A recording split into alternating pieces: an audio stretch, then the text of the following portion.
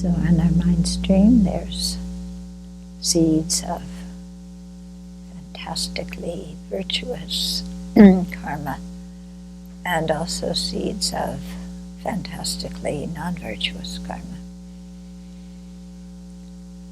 So it's important that we continue to purify, that we never think, oh, I've gotten that taken care of, I'm okay, it's clear sailing from now on. But to always have a very humble attitude,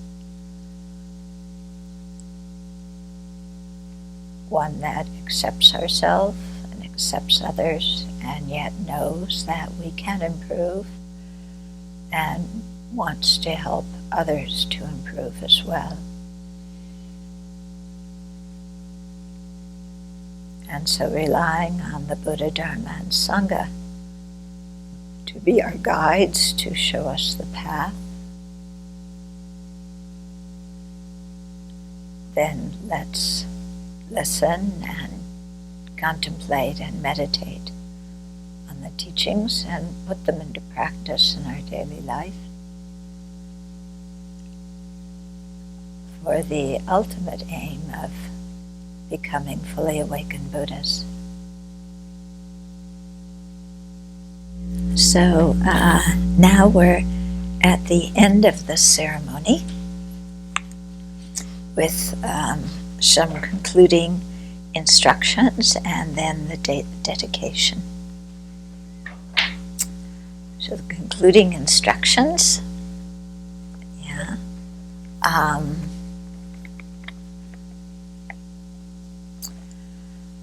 so it's saying you have received the precepts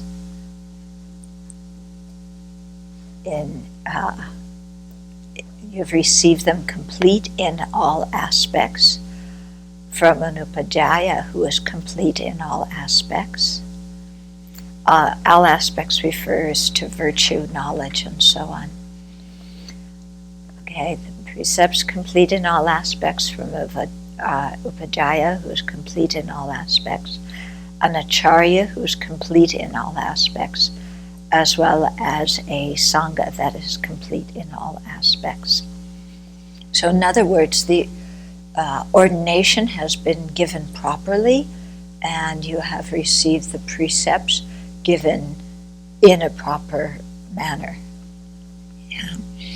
And so this has come to be a question in some situations, some groups, and so on, where the ordination has been revised and a new set of precepts given, or where the method of giving the precepts has been changed, or something like that. So this is really affirming that you've received the traditional precepts in the manner that the Buddha set out for them to be received, which is important. You also live in a good country and have a good place to practice. We aren't living in a place where there's war going on, where there's famine, where there's no Buddha Dharma whatsoever, where religious assembly is outlawed. So we have that freedom, and we have a place to practice. We have the circumstances to be able to practice. Even noble wheel-training monarchs are not endowed with such fortune, yet you now possess all of these. So respect the three jewels, the Buddha, Dharma, and Sangha. Make offerings to your upadhyaya and acharya, and respect senior, equal, and junior fellow practitioners. Okay, so here's this bit about respecting other practitioners. And what is the role between the seniors and the juniors and the equal practitioners?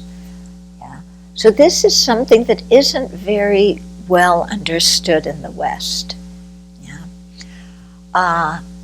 People often think, oh, the senior practitioners have more perks and the junior practitioners are ignored. And that's not the role of being a senior or a junior. Okay? The role of being a senior is that you become a mentor to those who are less experienced in the precepts than you are. The role of the junior is to help and serve the seniors. And like I was explaining before, if you hang out around somebody that practices well, then you learn a lot. It's relating to the BBC talk today, you know. If the seniors are good role models and you're able to you know, serve them and help them with various things, then it's a fantastic opportunity to learn how to act yourself and to learn how to solve different situations and issues and so on that come up. Yeah. So it is not the role of the senior to say, I am senior, you do what I say. No, that is not the role.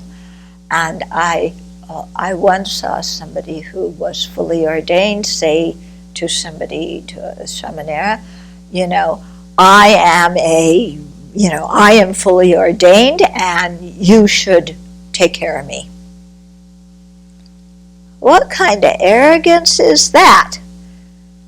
That's showing that the person who thought they were senior didn't really understand what Dharma practice was. Okay, so it's not the opportunity to take advantage of others or to boss them around or to pick at their faults and so on. And the role of the junior, likewise, is not to be a rebellious child and say, yeah, just because you're older than me, you can't tell me what to do. I'm ordained just like you. Okay, that's not the role of the junior. Okay, it's a mutually dependent role in the same way that the Sangha and lay communities have a mutually beneficial dependent role. The seniors and the juniors have that mutually beneficial dependent role. Yeah. If a senior breaks precepts, if a senior misbehaves, the Vinaya says that the junior can point it out to the senior, or the junior can take the point to the Sangha as a whole and say, this is happening, you know, is this correct? Yeah, so it's in order to help ourselves. You don't turn a blind eye, yeah, towards seniors' mistakes just because they happen to be senior. Okay, and likewise, seniors don't put themselves above juniors, saying, "Well, I can tell you what to do, but you can't tell me what to do." In Choosing Simplicity, Venerable Yin's talks from our previous conference, she points out that when you are in each department in a monastery, you have people who are leaders, and those leaders may sometimes be juniors because they're the people who have the skills to work in that particular department. So when somebody, you know, needs help in that department, and as a senior you go to help, you listen to the junior's instructions on what needs to be done, because they're in charge of that department, and your role is to come in as a helper. Okay, so you don't go in and take over the whole thing and say, well, I've been ordained longer than you, so I'm going to tell you how to do your job. Yeah. So, you know, that's very clear. Like when we go out in the forest, you know, there's certain people who are in charge of the forest. They know the situation better than the rest of us. We can ask questions, but they're the ones who are responsible, and we listen to their instructions. Okay, so it's the same with then in those kind of situations. it doesn't matter if somebody's junior or senior. It's you're working in that department. Is that clear to people? Yeah? Okay. The relationship with equals. We are equals. We are friends. Yeah, like that. Actually, we should be friendly with all the members of the Sangha and not develop into little cliques. I've seen certain situations where there's some people, they like to have a best friend. So within the Sangha, they establish a best friend relationship with one other person, and they're always hanging out with that person, always talking to that person, always being with that person. And that's really inappropriate in a Sangha situation. Yeah, we don't have a best friend and then just stay with them and ignore others. Okay, and we don't develop little cliques of, well, these are the people who like, this senior, and these are the people who like that senior, and these are the people who want this, and these are the people, and have all your little factions. Okay? We really try and avoid all of that, because that's just all worldly nonsense, isn't it? And it just brings division and bad feeling within the Sangha. Lama Yeshe was very strong on this. Whenever somebody, I remember one time in particular when he was calling us out on it for, certain people thinking that they were, well, I'm Sangha, so I'm this, or I'm senior, so I'm this. And he picked up his mala and he said, your mantra, every single one of you, so it wasn't just a few people, every single one of you, your mantra should be, I am the servant of others, I am the servant of others, I am the servant of others. So that's how we should always regard ourselves. I am the servant of others. It's not, I am the boss of others. It's not, this is my department, and I don't want to hear any of your ideas. So didn't she say in the talk that you're supposed to follow the leader of the department, so shut up? No. Okay? You can give ideas, you can express opinions, but we follow the person who's responsible for that. But the person who's responsible has to be open and willing to hear other ideas. Yeah? They have to be willing to delegate some of their responsibility to other people. And especially in a community that's growing like ours is, you may start out with one job, but then the responsibilities of that job increase. And if you hang on to it saying, but this is my job, and you take on more and more responsibilities in that and don't let anybody else come into your department, you are going to burn out. Yeah? And you're just going to fizzle. And you're going to make it so that if you get sick or if something happens to you, the rest of the monastery won't be able to function because you were so protective of your job and your duty that you didn't let anybody else know what's going on or how to do it. Yeah? And that, again, just creates problems. So in all the different departments, there needs to be multiple people who know how things are done. And the responsibilities in the department need to get shared. Yeah? So there may be one person who's the head, but there's other people working in there too. And then the different ideas, the different tasks. So we're seeing this right now. Venerable Chuni's going away next week for a few months. So for the last few months, she's been training a number of other people to take over different parts of her job. And her job has been growing in the last bit. So even when she comes back, I think some of those people will stay doing those different things. And she'll still have enough to do. So, in all the different departments, we should not be, attached to our job. Yeah, but teach other people how to do it, and ask for help when you need help. Yeah, it doesn't make any sense. This is my job. I'm gonna do it. Get out of here. I can do it all. I know I've been up till 3 in the morning and woke up at 5, but I can do it. I'm strong, and this is my job. And anyway, you're so dumb that I might as well do it myself, because the energy and time it takes to teach you, I could have done it 3 times myself. I hear that one a lot. Yeah. So yes, it is true. Sometimes it takes longer to teach somebody else how to do a task, and it's easier to do it yourself. But in the long run, other people need to know how to do your jobs. Yeah. Otherwise, we get really stuck. Okay? So the whole thing here is one of collaboration. We're all working for the same goal. We're working, in tandem to go in the same direction.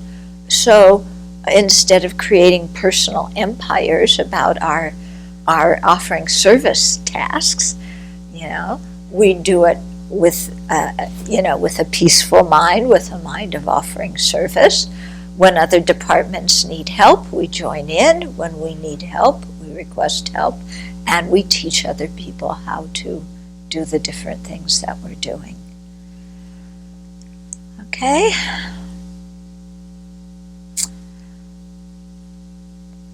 Okay, work hard to cultivate the 3 higher trainings of ethical conduct, concentration, and wisdom. Practice the 3 doors of liberation: emptiness, signlessness, and wishlessness. And diligently cultivate the 3 virtues of body, speech, and mind. Okay? Meditate, recite sutras, and encourage others to do meritorious acts. So much of this is repetition from before. By practicing these trainings, you will open the door to nirvana and attain the results of stream enterer, once returner, non-returner, and arhats. As lotus flowers grow day and night in water, so too will you grow in the Buddha Dharma. In due course, you will be able to receive the full ethical restraints. Okay?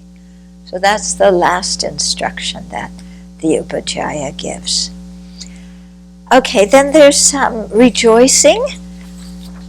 So that's one of our tunes. I'll read the verse and then while she's looking at the melody. How wonderful when one encounters the Buddha, there is no one who is not happy.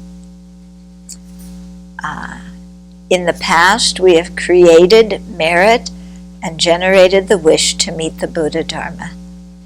And now we have obtained great Dharma benefit. Okay, so it's clear when one encounters the Buddha, there's no one who's not happy, except some people who don't have faith, but that's not the people here at the end of the ordination. And then reminding us, in the past we've created great merit and we've generated the wish to meet the Buddha Dharma. We've made very strong prayers in the past to meet the Buddha Dharma, and then that's led to our being able to encounter the teachings in this life. So we shouldn't berate ourselves and say, oh, I have no merit, I have no potential, other people are better than me. Because what we've done in past lives has created this wonderful opportunity that we now have. Okay? And so it says, and now we have attained great Dharma benefit. So to rejoice in that. Wonderful when one encounters the Buddha, there's no one who is not happy. In the past we have created merit and generated the wish to meet the Buddha Dharma, and now we have obtained great Dharma benefits. You like that one? Okay, then the chant leader says, through the merit generated from head shaving, conferring the precepts. We respectfully request Brahma, Chakra, the four guardian kings, the 8 groups of Dharma protectors with Devas and Nagas at their head, the protector Sangarama, as well as guardians who protect the land, to use your majesty and divine power to protect the country and the Dharma. May the head of state lead the citizens well. May the government work for the benefit of all people. Okay, so we're taking the merit generated from head shaving, from conferring the precepts, okay, and then we're requesting some of the worldly gods who are in the form realm. So Brahma, Chakra, the 4 guardian kings, they're in the desire realm, the 8 groups of Dharma protectors with Devas and Nagas at their head. Devas are different gods, Nagas are these serpent-like creatures. And, so there's different kinds of beings who have, the previous Buddhas have subdued and had them promise to support the Dharma and protect Dharma practitioners.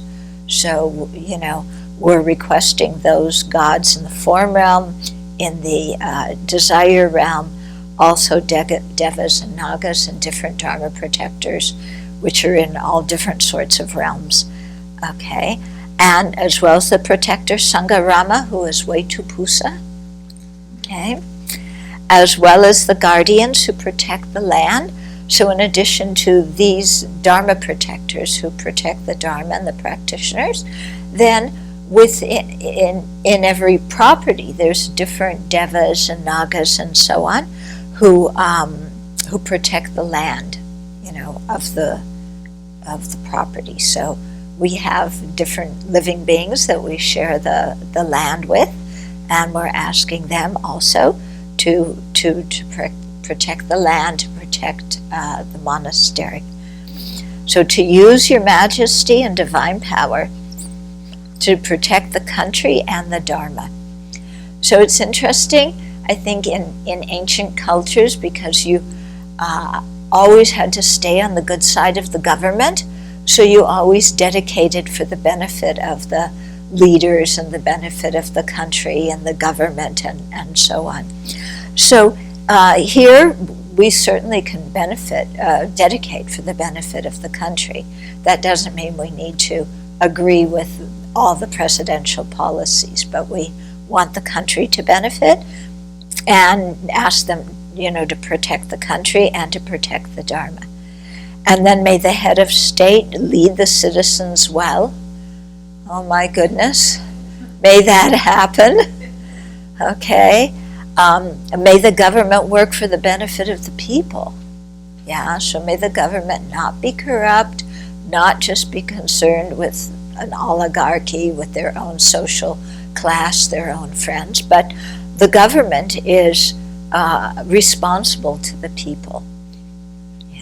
And Aryadeva spoke quite a bit about that in chapter 4 of 400 stanzas, and he really emphasized that if you have a position of leadership, it's not that you're better than the people who are your followers. In fact, you are in the service of your followers. It's not that the followers are in your service, because you only get the position of leadership because the followers gave it to you. So don't get prideful and think that you're better and can boss them around. Okay, so may the government work for the benefit of all the people. By this merit, may all spiritual teachers, fellow practitioners, parents, good and bad friends, supporters in the 10 directions, and all sentient beings in the universe cross the ocean of samsara and reach the other shore. Okay, so here again, Mahayana dedication, isn't it? So all spiritual teachers, fellow practitioners, parents, good and bad friends, People we like, people who harm us, we dedicate for all of them. Supporters in the 10 directions, so we never forget the kindness of our supporters, because it's only through them that we have the food, clothing, housing, and medicine to be able to keep our body alive and continue to practice. And all sentient beings in the universe. So may everybody cross the ocean of samsara and reach the other shore of nirvana. Okay, then there's the chant, the go forth and enter the path, cut off bonds and bid parents farewell chant. Okay, so I'll read the words while you're looking for that one. Go forth to enter the path, cut off bonds and bid family farewell. Now you are imbued with the precepts, resolved to cut non-virtue and cultivate compassion. Renounce illusion, return to the truth. How happy is the door to liberation. Really beautiful, isn't it? So reminding us, we've received the precepts. Yeah, so go forth, enter the path. Don't hold back and be hesitant and say, well, I don't know, it's too hard, goal's too high, I'm incompetent, No, you go forth, okay? And what do? Cut the bonds and bid family farewell. So when you take the precepts, when you go forth from home life into homeless, that's the first thing, or primary thing that you have to do, is cut your bonds of attachment and bid your family farewell, so that you're no longer hooked by sense pleasure attachment, and you're no longer hooked by all the emotional dramas in the family, and by your own attachment to the family. So now you're imbued with the precepts, resolved to cut non-virtue and to cultivate compassion. Yeah, that's beautiful. Renounce illusion and return to the truth. So, the first part of that was, renounce non-virtue and cultivate compassion. That's the method side of the path. Renounce illusion and return to the truth is the wisdom side of the path. So cultivate both sides. And how happy is the door to liberation. Go forth to enter the path, cut off bonds and bid family farewell. Now you are imbued with the precepts, resolved to cut on virtue and cultivate compassion. Renounce illusion, return to the truth. How happy is the door to liberation.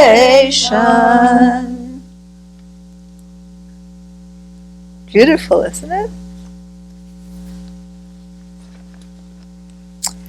Okay, and then we have the final dedication, which I'll read. Ordination is a virtuous, wonderful deed. We dedicate the boundless, magnificent merit. May all sentient beings submerged in suffering quickly go to the land of the Buddha of infinite light. So Amitabha's pure land, Sukhavati.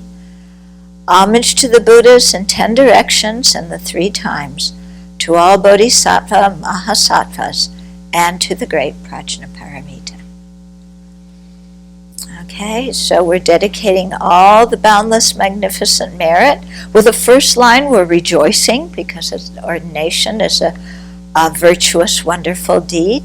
Then we're dedicating the boundless, magnificent merit. For what purpose? So that all sentient beings submerged in suffering can quickly be born in Amitabha's pure land. And then we pay homage to all the Buddhas in the 3 directions, and to all Bodhisattva Mahasattvas, and to the great Prajnaparamita, the perfection of wisdom. ordination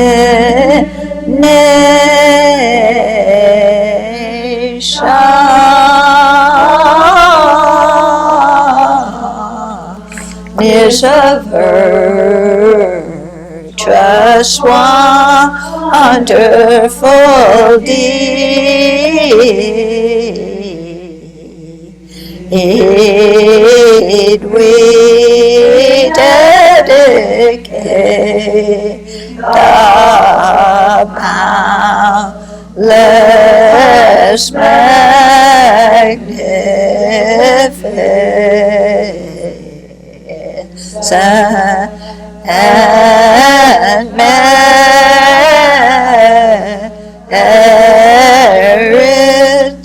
May all sentient beings of earth and suffering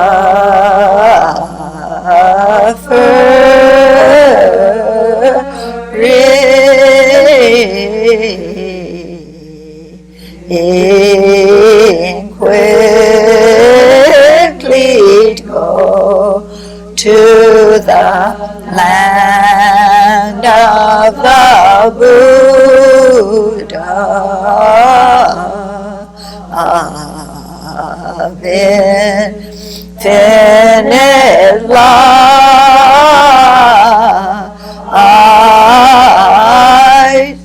Homage to all Buddhas in 10 directions and 3 times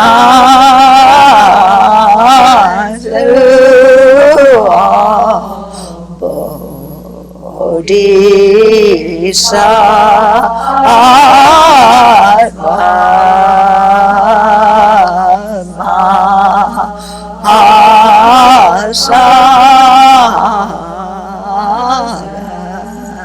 to the great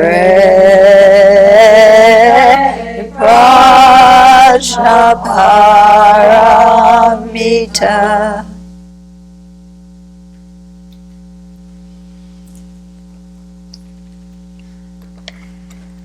And then after that, we usually do the 3 refuges, which is also a dedication prayer.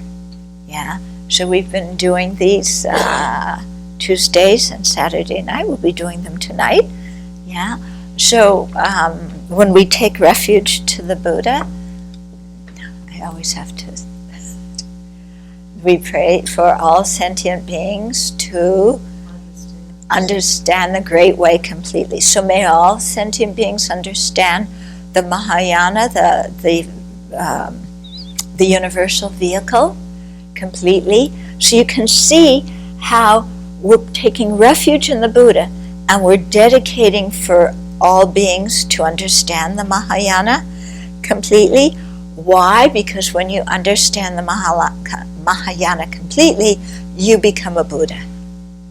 So there's a reason why each refuge is associated with a specific dedication. And then the second one is I pay refuge to the Dharma. May all sentient beings enter the Dharma, enter the Sutra treasury. Okay? So, thank you, because whenever I have to do things, I forget my mind's like, so we're taking refuge in the Dharma. So that's the true cessations and true paths. How do we actualize the Dharma? Those the true cessations and the true paths, by entering the Sutra treasury, learning the teachings, practicing them, meditating on them. Okay, so the Dharma is the realization Dharma. The Sutra treasury is the transmitted Dharma that teach us how to get to the realization. And then we take homage to, take refuge in the Sangha, and may all sentient beings form together a great assembly, and the one and all in harmony. Okay, so the idea of the sangha, the actual sangha we take refuge in, can be a monastic or a lay person. It can be a single individual, whoever has the realization of emptiness directly, non-conceptually. But the wider implication of sangha is the community that holds the Dharma, that holds the Dharma and embodies the Dharma. And so may this community consist of all sentient beings, and may they all get along with each other harmoniously. So that's quite important. You know, one of the dedication verses in the Posada says that the harmony of the Sangha is one of the chief things for the existence. It's the existence of the Dharma, isn't it? Yeah. So, because if the Sangha can't get along, you know, then everything kind of falls apart. Then where are the teachings? Okay.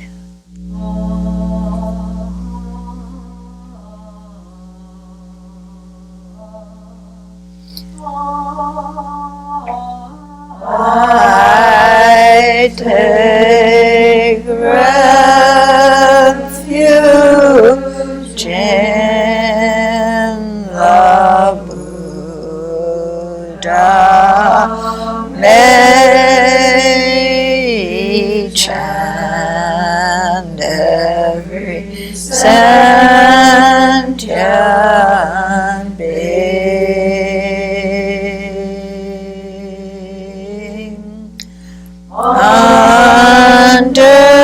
understand the great way profoundly,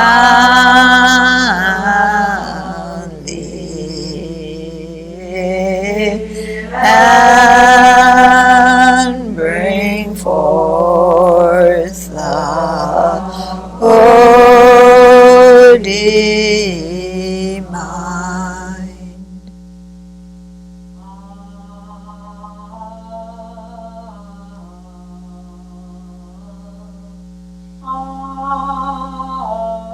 I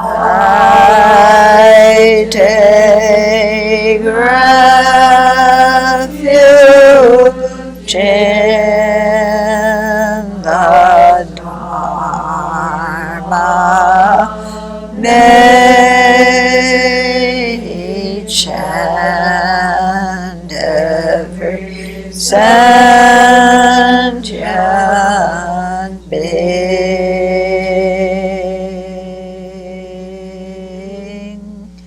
deeply enter the Sutra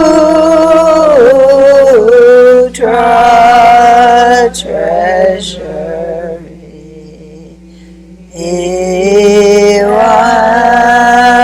and have wisdom vast as the sea.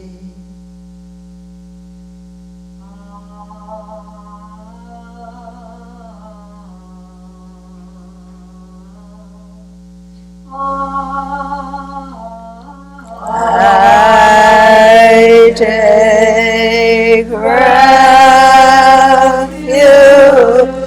in the Sangha. May each and every sentient being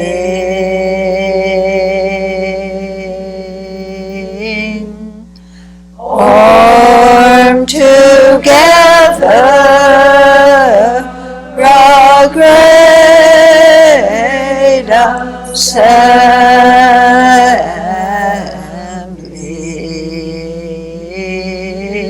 one and all in harmony.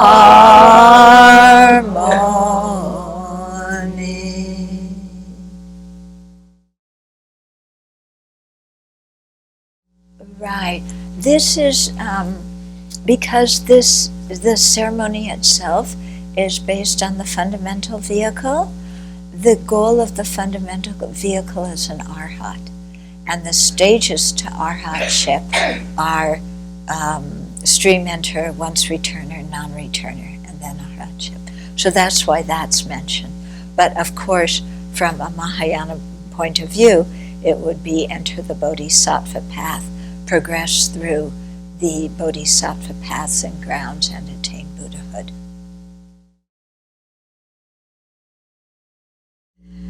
Well, actually, I think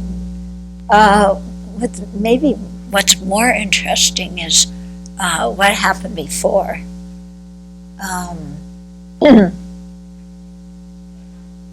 So I don't know how far back to go, maybe not too far back. There's a lot of stories in there.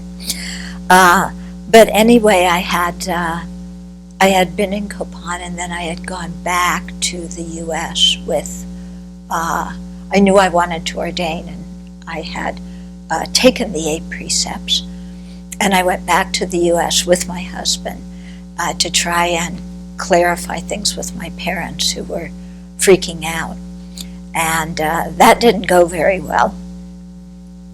And so they asked me, their best friend was dying, plus their daughter was wanting to go off to Nepal, where they don't even have flush toilets, and be a nun. And, nun for them was Catholic, and Catholic meant persecution and like that. The way these things were joined together. So they asked me to leave the house, and so then I stayed in Los Angeles, I don't know, a couple of more weeks, and went to the Yucca Valley course at that time. And then I talked again to Rinpoche and Lama, and they gave permission for me to get ordained that time. They had said, Lama had said before, fine, but wait. And then I had to wait like nearly a year and a half. So then I went back to India alone. My husband stayed in the States, and we were separated and all. And so I went back to India alone, and I remember. So this was early 1977. So India was very different economically than it is now. So I remember standing in the Delhi train station alone at night with my luggage, waiting for the train that goes to Pathankot, sleeping on the third class thing, not second class AC or first class, but the third class. So yeah, I just remember standing there alone, waiting for that train, going, here I go, and it's like I take refuge in the Buddha, Dharma, and Sangha, because there's nothing else around here to take refuge in. So I got up to Dharamsala and walked up to Tushita, and I was staying there. And Lama and Rinpoche arranged the ordination ceremony. So they asked Kyabje Ling Rinpoche, who was one of their teachers, to come and be the Upajjhaya. So those of you familiar with Tushita, the ordination was in Lama's room, and so Ling Rinpoche, there was like a seat in the window with the window behind, like what do you call it? Like in my cabin. Yeah, like a bay window. So he was seated there, Kyabje Ling Rinpoche, and then Zopa Rinpoche was down here, and Lama was there, and there were the requisite number of monks, and Lama Zopa was translating. And I had earlier that day, you have to shave your head. So I was one of those people who didn't know anything.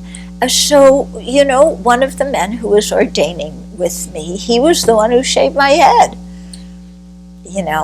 Because there were some Tibetans who were taking bhikshu precepts before, and then and a few Western monks who were also taking bhikshu precepts.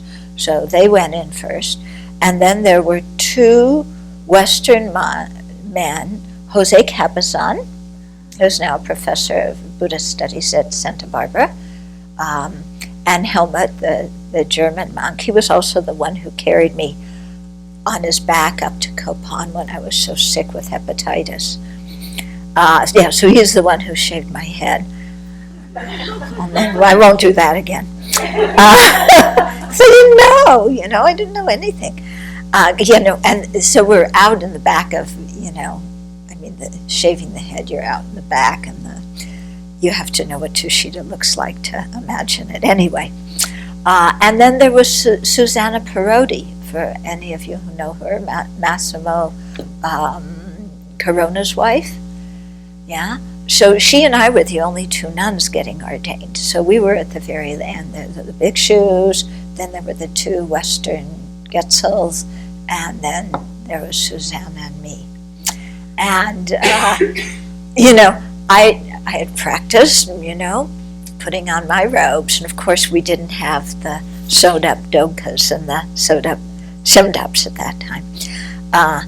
And then I had a long zen, which I had learned, you wrap this and then you take the extra and you go like this and put it over your arm. And so I wanted to look really paka, really perfect, And, so go in and make 3 bows and try and do everything slowly. And meanwhile, for the monks, it was the end of the day. It was like, hurry up and bow. And so I'd bow slowly, and then I'd stand up and put my zen on and try and do like this. And Rinpoche came over and just took the cloth and went like this.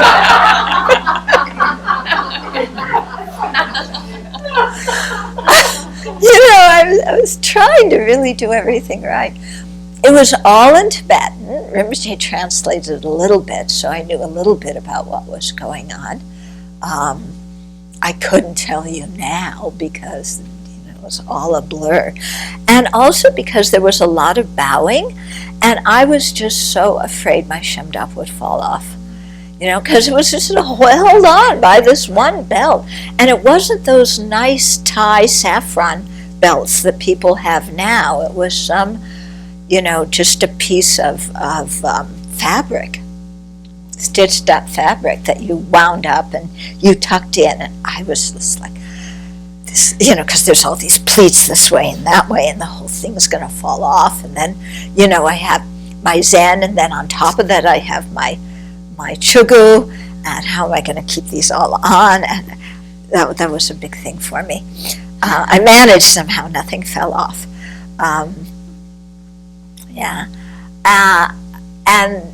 So the ceremony just went like that, and I was like over the moon. I was so happy afterwards, I was so happy because I just wanted this for the longest time. And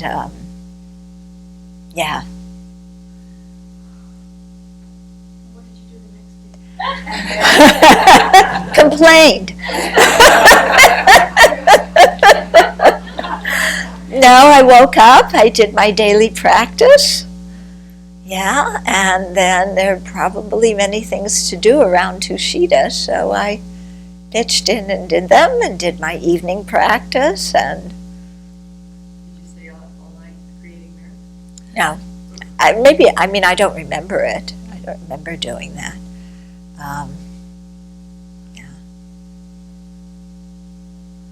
So that was it. I don't have any pictures of it. I don't know if anybody took pictures of it or not. I didn't have a camera at that time, and as you know, I'm never a big picture fan. So.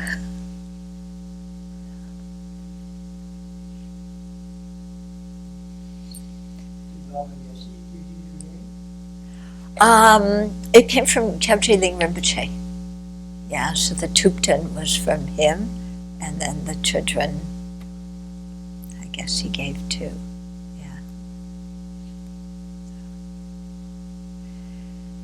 But it took me a while to get everybody to call me by my ordained name. It took a couple of years because, everybody just was so used to using your lay name, and some of the people who ordained before me, some of them went by their Tibetan name, many of them kept their Western name. So it was, it took a while to get people used to it, let alone to pronounce it, and I don't even pronounce it correctly. So you're supposed to use your ordained name. Yeah. Because you're going forth from home to homeless. So you leave your home name that your parents gave you, you take on your new name that your preceptor gave you. There's no cops that are going to police you and make you do something. Right. And that's what you're doing. That whole person you used to be, yeah, you don't answer to that name now. So you don't answer to all the roles